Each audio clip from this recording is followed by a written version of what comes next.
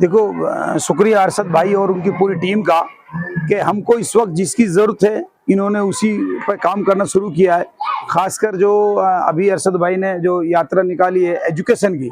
देखो एजुकेशन आने के बाद में हम हर रास्ते को देख लेते हैं, क्योंकि एजुकेशन आने के बाद हमें पता चल जाता है। तो जरा जहाँ तक बात है कि पढ़ेगा मेवात तो बढ़ेगा मेवात, इसमें नो डाउट, कोई दो राह नहीं।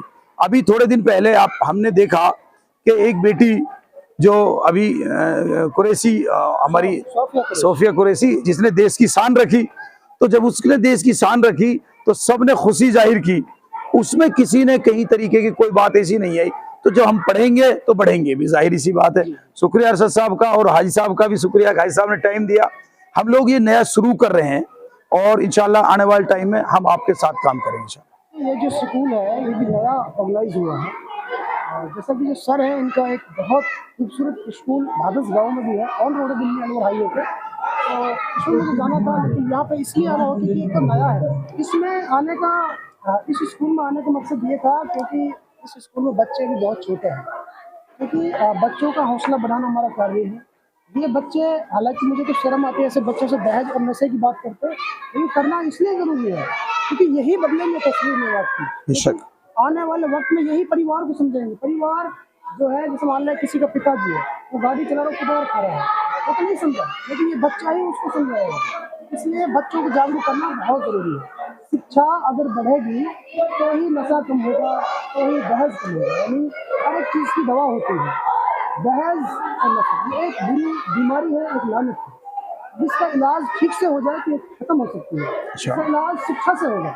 जब शिक्षा बढ़ेगी तो टैलेंट बढ़ेगा, दिमाग बेहतरीन तरीके से काम करना शुरू करेगा। तो फिर क्या होगा कि शिक्षा दहेज और नशा को क्षतिग्रस्त कर देगी, उसको खत्म कर देगी। इसलिए शिक्षा के लिए जितना हो सके बढ़ावा दीजिए।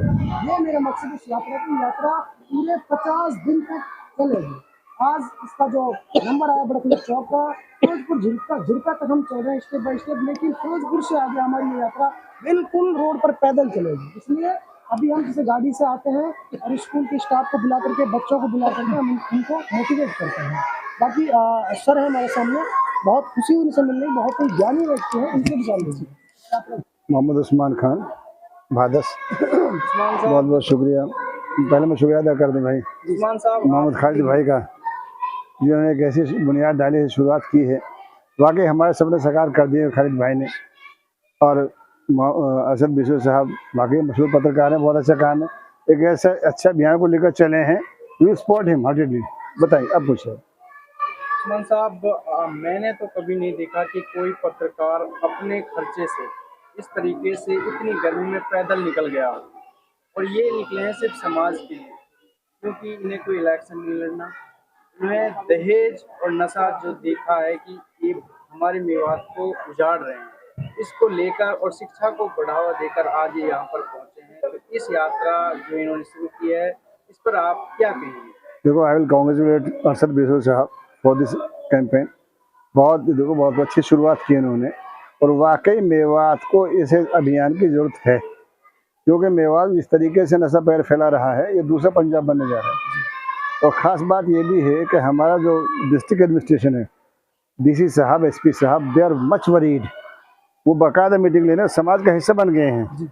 हमारा जिलाधिकारी समाज का हिस्सा बन गए हैं। अभी परसों एक मीटिंग ली है, उसमें बड़े क्या नाम ख़ास लोग गए हैं। और मैं तो कह रहा हूँ आम लोग भी इसका हिस्सा बने, हर आदमी नशे के खिलाफ काम करे। अरशद बिशु साहब जिस तरह अभियान लेकर चले हैं, पैदल मार्च को लेकर चले हैं, वाकई सबको इसका हिस्सा बनना चाहिए। और ये मैं मुबारकबाद दूंगा कि एक आदमी अपने पैसे से अपनी जान माल लगाकर, वाकई नेकी का काम है। मुबारक हो अरशद साहब, करिए, बढ़िया, हम आपके साथ हैं।